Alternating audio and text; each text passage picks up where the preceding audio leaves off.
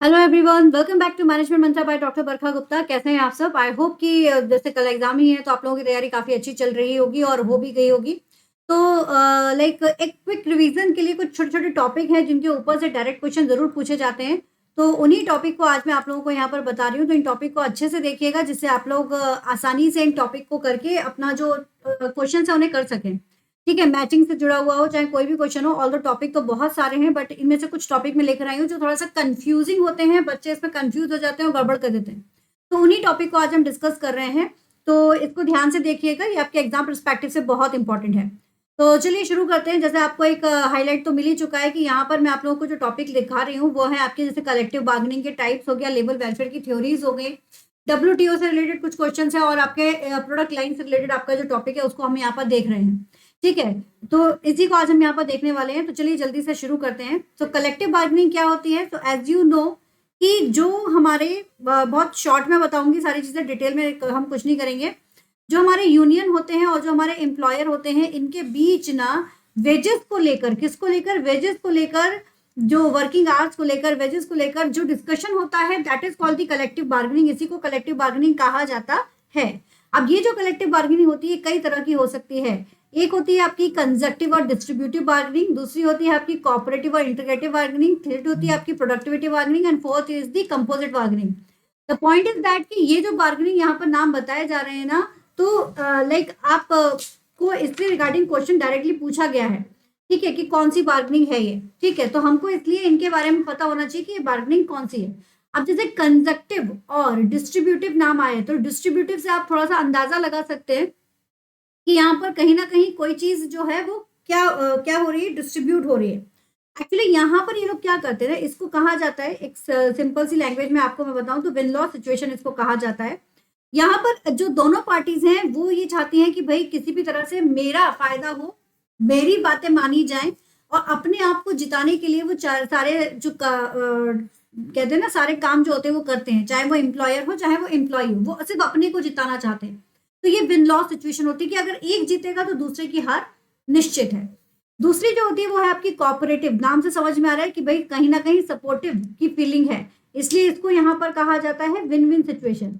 ये क्या करते हैं ना, ये बीच का रास्ता निकालने की कोशिश करते हैं। बीच का रास्ता निकालने की मतलब क्या हो गया कि भाई कुछ ऐसा किया जाए कि इसका भी फायदा हो और इसका भी फायदा हो। ठीक है भाई, अगर कहा कि यार हमारे जो वर्किंग आवर्स हैं वो काफी हद तक जो है वो काफी हद तक बहुत ज्यादा है, उसको थोड़ा सा हमको किसी एक वीक में थोड़ा सा हमको पोलाइटनेस दी जाए या लाइटली लिया जाए, या अगर एम्प्लॉयज का कहना है तो एम्प्लॉयर कहेगा कि हाँ ठीक है चलो एग्री करते हैं, बट इस केस में हम आपको ये सिचुएशंस यहाँ पर रखेंगे।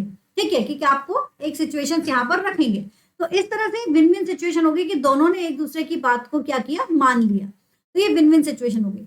प्रोडक्टिविटी बार्गेनिंग में क्या होता है यहाँ पर, बेसिकली जो अगर बहुत अच्छा प्रोडक्शन होता है, ठीक है, बहुत अच्छा प्रोडक्शन हुआ है, तो वर्कर्स यहाँ पर बोनस का डिमांड कर सकते हैं।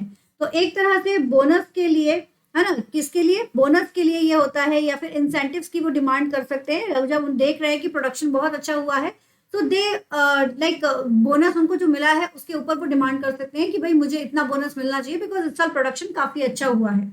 तो वही चीज है बेसिकली। ये ना ये जो बार्गेनिंग है ये मैनेजमेंट के थ्रू भी की जा सकती है कि भाई आपने अगर इतना काम किया है तो हम आपको इतना बोनस देंगे, तो आप इस अगर इतनी प्रोडक्टिविटी बढ़ाओगे तो आपका बोनस इतना बढ़ जाएगा। इस पर्सपेक्टिव से भी आप इसको यहाँ पर देख सकते हैं।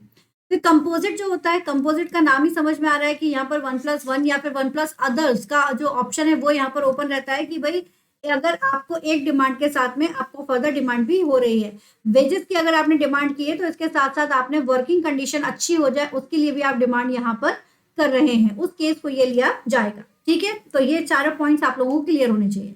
अब आ जाओ थ्योरी ऑफ लेबर वेलफेयर। तो लेबर वेलफेयर के लिए आपको पता ही है कि आपका इंट्राम्यूरल और एक्स्ट्राम्यूरल दो तरह के आपकी फैसिलिटीज होती हैं। इंट्राम्यूरल में कंपनी के अंदर जो फैसिलिटीज मिलती है उनकी बात की जाती है, और एक्स्ट्राम्यूरल में कंपनी के बाहर की फैसिलिटीज की बात की जाती है। अब इसके लिए कुछ थ्योरीज बनाई गई है कि लेबर वेलफेयर क्यों आया है ना, क्या और क्यों लेबर वेलफेयर की इतनी इंपॉर्टेंस बढ़ी है, वो थ्योरी यहाँ पर बताई गई है।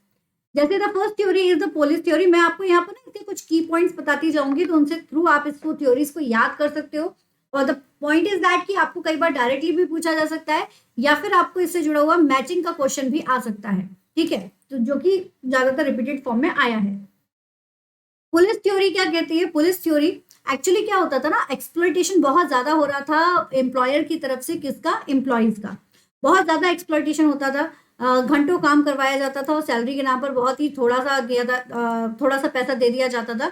इस तरह की कंडीशंस बहुत ज्यादा हो रही थी, तो इस कंडीशंस को दूर करने के लिए कुछ नियम, कुछ कानून, कुछ रूल्स बनाए गए कि वर्कर्स को एटलीस्ट ये फैसिलिटीज तो प्रोवाइडेड होनी ही चाहिए, लाइक ड्रिंकिंग वाटर हो गया, वर्किंग आवर्स हो गया, तो ये फैसिलिटीज तो प्रोवाइड होनी ही चाहिए। आप इसको ऐसे भी याद कर सकते हो कि अगर ये फैसिलिटीज को फॉलो नहीं किया गया तो आपके ऊपर कार्रवाई की जाएगी। तो मतलब डर के कारण जो एम्प्लॉयर है वो ये फैसिलिटीज प्रोवाइड कराता है कि उसको डर है कि अगर उसने ये फैसिलिटीज प्रोवाइड नहीं कराई तो कहीं ना कहीं क्या होगा, उसको सजा मिल सकती है। तो पुलिस थ्योरी क्या कह रही है? तो पुलिस थ्योरी यही कह रही है। तो पुलिस थ्योरी आप यही कह सकते हो, एक तरह से ये बता सकते हो कि भाई अगर रूल्स नहीं माने या फिर कुछ गलत किया वर्कर्स के साथ में तो पुलिस का डंडा पड़ सकता है। तो यहाँ पर डर की वजह से भी एम्प्लॉयर क्या करता है, उनको प्रोवाइड कराता है फैसिलिटी। रिलीजियस थ्योरी या रिलीजन थ्योरी हम जिसे कहते हैं, ये थ्योरी क्या कहती है? ये थ्योरी 2 एस्पेक्ट्स पर काम करती है, ठीक है, ये थ्योरी 2 एस्पेक्ट्स पर काम करती है। पहला एस्पेक्ट जो है दैट इज द इन्वेस्टमेंट, ठीक है, and the second one is allotment. Investment क्या? हमारे अच्छे कर्म, आपने अगर अच्छा काम किया, आपने अगर गुड वर्क किया, गुडविल प्रोवाइड की, आपने गुड कंडीशंस आपने प्रोवाइड किया हुआ है, आपने अपने वर्कर्स के साथ में अगर अच्छा काम किया हुआ है तो आपको रिटर्न में अच्छा मिलेगा। अगर आपने वर्कर्स के साथ में कुछ बुरा किया है तो आपको रिटर्न में बुरा मिलेगा। ये वाली थ्योरी यहाँ पर काम कर रही है। वो जैसे कहते हैं ना कि भगवान सब देख रहा है, अच्छा करोगे अच्छा मिलेगा, बुरा करोगे बुरा मिलेगा, that kind of thing. Next आता है आपका फिलोंथ्रोपिक थ्योरी। फिलोंथ्रोपिक थ्योरीज को आप यहाँ पर कह सकते हैं इसका एक तरह से affection for Mankind, affection for Mankind. ये थ्योरी यहाँ पर बताती है कि भाई good working condition, क्रैच facilities, drinking water facilities, canteen facilities, ये सारी कुछ अच्छी फैसिलिटीज है जो वर्कर्स को मिलनी चाहिए। मतलब एक तरह से दयालुता की भावना के साथ में काम करना चाहिए, वो भी इंसान है, उनको इंसान समझ के उनको फैसिलिटीज प्रोवाइड करानी चाहिए। फिर आती है आपकी ट्रस्टशिप थ्योरी, जिसको कहा जाता है आपका पैटर्नलिस्टिक थ्योरी भी कहा जाता है। तो ट्रस्टशिप थ्योरी या पैटर्नलिस्टिक थ्योरी जो होती है, ये यहाँ पर हमें क्या बता रही है? ये कहती है ना, ध्यान से सुनिएगा, ये कहती है कि वर्कर्स को भी आगे बढ़ने का हक होता है, वो उनको भी थोड़ा सा तरक्की करें, ये उनको चाहिए कि वो थोड़ा सा तरक्की करें। तो उसके लिए क्या होता है ना, अलग से कुछ फंड उनको प्रोवाइड होना चाहिए, मतलब कुछ एक्स्ट्रा फंड जो है वो प्रोवाइड होना चाहिए, जिससे कि वर्कर्स जो हैं उनको लाइक जो उनकी वेलबींग है, जो वो अपने एजुकेशन के लिए यूज कर सकते हैं या फिर कुछ अच्छे काम के लिए यूज कर सकते हैं, जिससे कि उनकी एक तरह से तरक्की हो और वो आगे कुछ अच्छा कर सके। तो यहाँ पर एक पेरेंट की तरह ये वर्क करते हैं जो एम्प्लॉयर हैं कि तुमको जो रिक्वायरमेंट है वो बताओ, तुम्हारे अकॉर्डिंग हम उसको करके तुमको और तरक्की के लिए तैयार करेंगे। फिर आता है प्लेकेटिंग थ्योरी। प्लेकेटिंग थ्योरी यहाँ पर ये कहती है कि वर्कर्स की डिमांड को, है ना, जो वर्कर्स हैं उन वर्कर्स को कभी नेग्लेक्ट मत करो। अगर वर्कर कोई डिमांड कर रहा है तो उस डिमांड को इग्नोर मत करो। फर्स्टली लिसन इट प्रॉपरली, सुनिए समझिए और फिर अपना रिएक्शन जो है वो दीजिए। अगर वो कई बार वेजेस की डिमांड कर रहा है तो भाई समझो, जैसे जैसे समय बीतता जा रहा है, महंगाई बढ़ती जा रही है, तो अगर वो वेजेस की डिमांड कर रहा है तो उसकी बात को समझो कि वो क्या कहना चाह रहा है। अगर वो फेयर है तो मतलब इस तरीके से काम करिए, हर बार उनको नेग्लेक्ट करके मत चलिए। ये कहा जाता है आपकी प्लेकेटिंग थ्योरी में।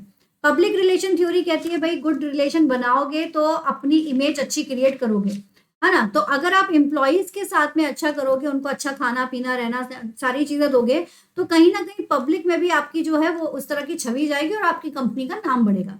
फंक्शनल थ्योरी, जिसे हम एफिशिएंसी थ्योरी भी कहते हैं, तो ये थ्योरी कहती है कि जितना ज्यादा आप एम्प्लॉयज को लाइक आप अगर जितना ज्यादा गुडविल करेंगे, है ना, या फिर जितना ज्यादा आप उनको अच्छी चीजें प्रोवाइड करेंगे, तो उतना ही ज्यादा आपका ना वर्कर्स की जो एफिशिएंसी है वो एफिशिएंसी भी यहाँ पर इंक्रीज हो जाएगी। ये इनका मेन फंडा है।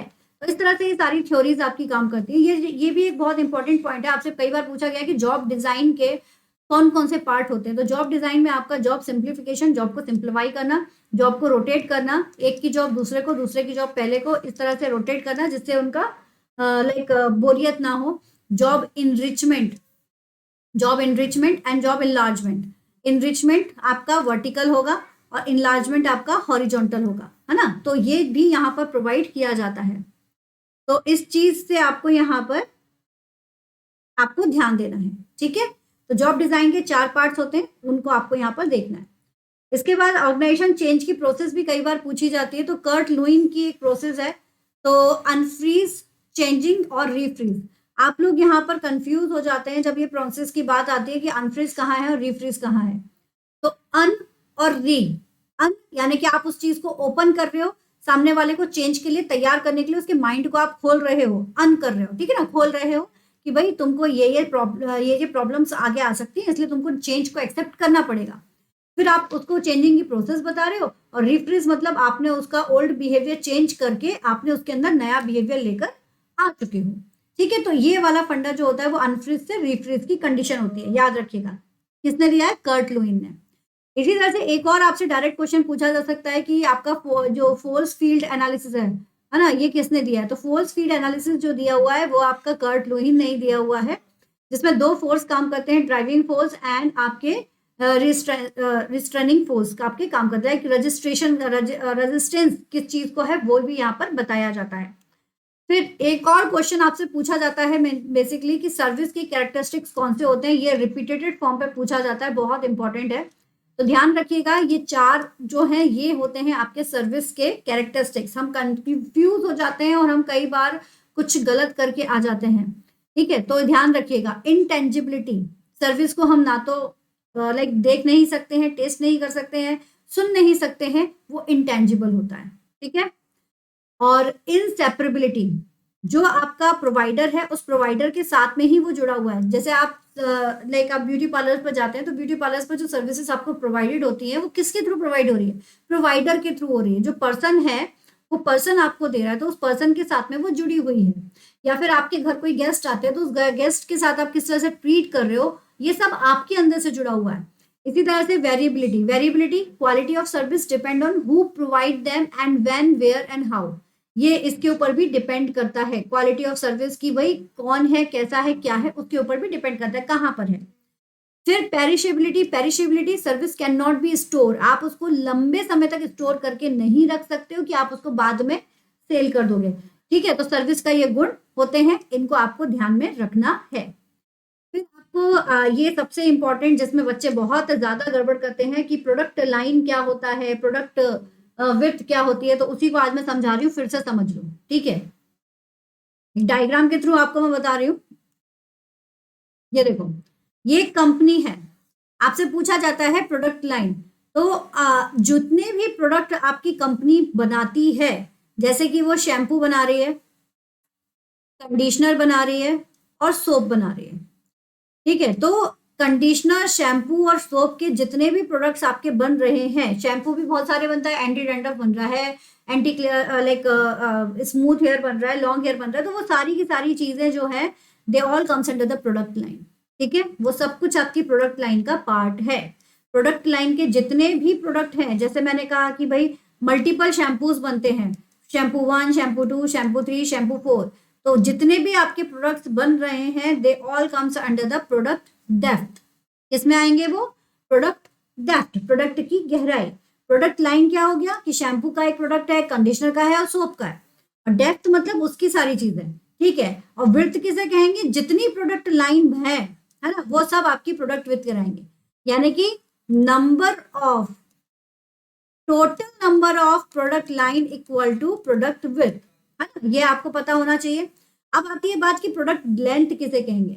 इन सबको कंबाइन करके प्रोडक्ट लेंथ बनता है, यानी कि आपका प्रोडक्ट लाइन हो गया, प्रोडक्ट डेप्थ हो गया और प्रोडक्ट विड्थ हो गया, इन ये सारा कुछ जो है वो इकट्ठा बनाता है प्रोडक्ट लेंथ। ये इसलिए इसको यहाँ पर रखा गया है, यानी कि आपकी ये जितनी भी डेप्थ है और विड्थ है, ये इनसे मिलकर आपका बन रहा है प्रोडक्ट लेंथ, कि प्रोडक्ट कितने हैं वो सब कुछ इसमें आ जाएगा। इसको गड़बड़ मत करना, ये बहुत इंपॉर्टेंट है, फिर से समझ लो। प्रोडक्ट लाइन, जो प्रोडक्ट है उनकी बात की जा रही है, कितनी टाइप्स के प्रोडक्ट्स हैं, एक टाइप के प्रोडक्ट्स में कितने प्रोडक्ट्स आ रहे हैं वो डेप्थ है, प्रोडक्ट टाइप्स कितने हैं वो आपकी प्रोडक्ट विड्थ है, और इन सबको मिलाकर बनता है प्रोडक्ट लेंथ। ठीक है, इनको ध्यान रखिएगा, इसके ऊपर मैचिंग का क्वेश्चन बहुत पूछा जाता है। ये वही आ गया, प्रोडक्ट की विड्थ अगर आपको जाननी है, जैसे सॉफ्ट ड्रिंक है जिसमें कोका कोला, फेंटा, स्प्राइट सारी चीजें आ जाती हैं। ओके, नाउ प्रोडक्ट मिक्स के 4 डायमेंशंस होते हैं, तो वो आपको पता ही है, width, length, depth and consistency, यानी कि रेगुलरिटी अगर होती है वो भी यहाँ पर डिपेंड करती है। पोर्टर्स के 5 पॉइंट्स जो कि आपके पोर्टर्स ने ही दिए हुए हैं, जो कि है आपके rivalry among the existing competitors, threat of new entrance, bargaining power, threat of substitute product and bargaining power of supply. ये जो पॉइंट्स हैं ये पोर्टर्स का कॉम्पिटिटिव एनवायरनमेंट के लिए बना हुआ है, कि अगर आप किसी भी कंपटीशन में जा रहे हो, ये बहुत अच्छे से सुन लेना, कंपटीशन के लिए है ये। मार्केट में अगर आप कंपटीशन में उतर रहे हो तो कंपटीशन के लिए जरूरी है कि आपको अपने जो भी पॉइंट्स हैं, ये 5 पॉइंट्स आपको पता होने चाहिए। ठीक है, ये 5 पॉइंट्स आपको पता होने चाहिए, तभी आप मार्केट में सक्सेसफुली एक नया बिजनेस ओपन कर सकते हो और अपने कॉम्पिटिटर के साथ में जीत सकते हो। लाइक थ्रेट ऑफ न्यू एंट्रेंट, कौन है आपका नया एंट्रेंट, कौन है वो आपको पता होना चाहिए, उसकी ब्रांड क्या है, उसका कैपिटल कितना है, गवर्नमेंट पॉलिसीज क्या कह रही हैं वो आपको पता होना चाहिए, कोई नया अगर एंटर कर रहा है वो कौन है। ठीक है, बार्गेनिंग पावर जो है सप्लायर की, या बार्गेनिंग पावर जो है आपके लाइक सब्स्टिट्यूट प्रोडक्ट की है सप्लायर की, वो क्या क्या है, तो वो सारे पॉइंट्स आपके पास क्लियर होने चाहिए। जब ये सारी चीजें आपके पास हैं तभी आप कंपटीशन में अपने आप को खड़ा कर सकते हो। इसलिए जब भी कंपटीशन के लिए आप मार्केट में उतर रहे हो, इन पॉइंट्स की एक डिटेल स्टडी आपके पास होनी चाहिए, वही बताया गया है इनमें। तो इनके नाम से जुड़ा हुआ क्वेश्चन कई बार आपसे पूछा गया है। ठीक है, yes, this is also the important one, ये आपसे कई बार पूछा गया है कि लाइक जो हमारी ये है प्रोडक्ट लाइफ साइकिल है, पीएलसी जो है, उसका क्या रिलेशन होता है आपके ग्रोथ मैट्रिक्स से, बीसीजी है ना, आपके जो बॉस्टन कंसल्टिंग ग्रुप है, इसका फुल फॉर्म भी पूछा गया है कई बार, तो फुल फॉर्म आपको पता होना चाहिए, Boston consulting group BCG matrix से क्या है। तो introduction phase, growth phase, maturity और डिक्लाइन, ये आपकी पीएलसी है। इंट्रोडक्शन फेज में आपका आ जाएगा क्वेश्चन मार्क। ठीक है, और ये भी आपको याद रखना है, जब आपको शेयर की बात की जा रही है तो कहाँ पर हाई शेयर है, कहाँ पर लो शेयर है, कहाँ पर आपका ग्रोथ मैट्रिक्स की अगर हम बात करें तो कहाँ पर आपका किस तरह से है, तो मार्केट का ग्रोथ रेट और शेयर के बेसिस पर है। तो शेयर अगर आपका लो है ना, शेयर भी लो, शेयर आपका लो है और आपका जो मार्केट का ग्रोथ रेट है वो अच्छा है, तो लाइक अभी अभी आपने ग्रोथ की हुई है, तो क्या होगी आगे की कंडीशन कोई नहीं जानता है। तो जब नया बिजनेस ओपन होता है तो क्वेश्चन मार्क कंडीशन हो गई। ग्रोथ अच्छा खासा चल रहा है तो वो स्टार कंडीशन, क्योंकि दोनों चीजें आपकी हाई है, आपका मार्केट रेट भी हाई है और ग्रोथ भी हाई है, शेयर भी हाई है, ग्रोथ भी हाई है। मैच्योरिटी स्टेज एक ऐसी स्टेज होती है जहां पर जितना हो सकता है पैसा गेन कर लो, तो मैच्योरिटी स्टेज इसलिए कैश काउ के फॉर्म में आती है। ठीक है, और डिक्लाइन स्टेज जो है वो हमारी डॉग कंडीशन हो जाएगी, कि ये वो कंडीशन है कि हम आगे की तरफ सर्वाइव नहीं कर पा रहे हैं, क्योंकि ना तो ग्रोथ रेट है और ना ही मार्केट में हमारे पास शेयर बचे हुए हैं। तो ये है यहाँ पर आपका पीएलसी के साथ में इसको बताया गया है, तो इसको अच्छे से याद कर लीजिएगा। अब आ जाओ WTO के कुछ पॉइंट। WTO जैसे वर्ल्ड ट्रेड ऑर्गेनाइजेशन आप जानते ही हैं, ये एक सक्सेसर है। क्या है? सक्सेसर है, ये पॉइंट इंपॉर्टेंट है। General agreement on tariff and trade का, गेट का सक्सेसर है। सबसे पहले गेट को क्रिएट किया गया था 1947 में। फिर जब उरुग्वे राउंड हुआ और देखा गया कि ये सक्सेसफुल हो रहा है, तो फिर WTO का क्रिएशन कर दिया गया। कब किया गया? 1 जनवरी 1995 में। डेट सारी याद रखिएगा, ठीक है। और फिर इसके बाद आपका कॉमनली जो एग्रीमेंट है उसे मार्केश एग्रीमेंट के नाम से भी कहा जाता है, जो क्योंकि यहाँ पर मोरक्को में इसे साइन किया गया था। तो इसमें बेसिक क्या है WTO और गेट में? WTO जो है वो एग्रीमेंट परमानेंट है, बट ये एक प्रोविजनल था, पहले इसी को लाया गया था ना, क्योंकि इसमें WTO के मेंबर्स होते हैं, बट यहाँ पर कॉन्ट्रैक्टिंग पार्टीज थी, क्योंकि ये प्रोविजनल था, टेम्परेरी था, इसलिए ये तो जो गेट था वो यहाँ पर सिर्फ गुड्स में डील करता था, लेकिन ये जो है ये गुड्स के साथ साथ सर्विस और इंटेलेक्चुअल प्रॉपर्टीज में भी डील करता है। तो ये कुछ पॉइंट्स हैं जो आपको पता होने चाहिए WTO और गेट से रिलेटेड। ये क्वेश्चन भी बहुत इंपॉर्टेंट है जो हर साल पूछा जाता है कि एंट्री मोड क्या है इंटरनेशनल बिजनेस के लिए। तो आप एक्सपोर्ट के रूप में आप एंटर कर सकते हैं, लाइसेंसिंग के रूप में आप एंटर कर सकते हो, इन्वेस्टमेंट के रूप में आप एंटर कर सकते हो। डायरेक्ट इनडायरेक्ट एक्सपोर्टिंग के थ्रू आप एंटर कर सकते हो इंटरनेशनल बिजनेस में, कोई फ्रेंचाइजीज खरीद के, मैनेजमेंट कॉन्ट्रैक्ट करके, या फिर टर्नकी प्रोजेक्ट। टर्नकी प्रोजेक्ट यानी कि बना बनाया आपको एक प्रोजेक्ट जो है वो कंपनी की तरफ से मिल जाता है और लास्ट में आपको हैंड ओवर कर दिया जाता है। तो टर्नकी प्रोजेक्ट ऑपरेशंस में भी आप एंटर कर सकते हो, या फिर आप एफडीआई के थ्रू भी इसमें एंटर कर सकते हो। ठीक है, तो इंटरनेशनल बिजनेस में एंटर करने के लिए ये तरीके हैं जिनको हम यूज कर सकते हैं। और ये देखो, ये मॉडल आपसे पूछा गया है, इसके ऊपर आप लोगों से ना क्वेश्चन पूछा गया था सीक्वेंस का। तो ये सीक्वेंस आपसे पूछा गया, तो ये देखिए ये है सीक्वेंस। सबसे पहले एक्सपोर्टिंग के थ्रू होगा, फिर लाइसेंसिंग, फिर फ्रेंचाइजी, फिर strategic alliance, joint venture and फिर होली ऑन सब्सिडरी। तो ये एक आपका एंट्री मोड का क्या है, एक्सटेंट इन्वेस्टमेंट, लाइक एक एक्सटेंट फॉर्म है कि किस किस तरीके से आप ज्वाइन कर सकते हैं। ओके, तो इसको आप लोग ध्यान रखिएगा। So this is all about today. ये कुछ टॉपिक्स जो मुझे लगे थे कि आप लोगों से शेयर करना चाहिए, क्योंकि इनसे जो टॉपिक है वो जुड़ सकते हैं। और भी बहुत सारे टॉपिक हैं जो आपको पढ़ना जरूरी है, बट इनको भी एक थोड़ा सा नजर मार लेना लास्ट मोमेंट पर, आप लोगों के लिए हेल्पफुल रहेगा ये। ठीक है, और इसके अलावा आपको पता ही है कि जो कुछ ईयर्स हैं वो आपको पता होना चाहिए। कई बार ईयर से जुड़े हुए क्वेश्चन पूछ लिए जाते हैं। एफडीआई लाइक जो हमारा यूनिट 9 है, तो यूनिट 9 के कुछ ईयर्स जो हैं वो आप लोग अच्छे से कर लेना। ठीक है, एफडीआई हो गया, डब्ल्यूटीओ, आईएमएफ हो गया, तो इनको थोड़ा सा पढ़ लेना अच्छे से। ठीक है, यूनिट 10 में आपको पता होना चाहिए इंट्राप्रेन्योर क्या होता है, एक्स्ट्राप्रेन्योर क्या होता है, वो पढ़ लेना। माइक्रो का इन्वेस्टमेंट कितना है, मैक्रो का इन्वेस्टमेंट कितना है, स्मॉल का इन्वेस्टमेंट कितना है, वो आप लोग देख लेना। ये कुछ टॉपिक हैं जो इम्पोर्टेंट है, जिनको अच्छे से देख के जाना, तो बिल्कुल डेफिनेटली आपका जो जेआरएफ है वो पक्का है, आपका नेट जो है वो पक्का है। तो all the best guys. Video पसंद आए तो लाइक जरूर करो, अपने फ्रेंड्स के साथ मैक्स टू मैक्स शेयर करो जिससे सबको बेनिफिट मिल सके। All the best, keep study hard work smart. तो कल एग्जाम है, अच्छे से दीजिएगा। Best of luck.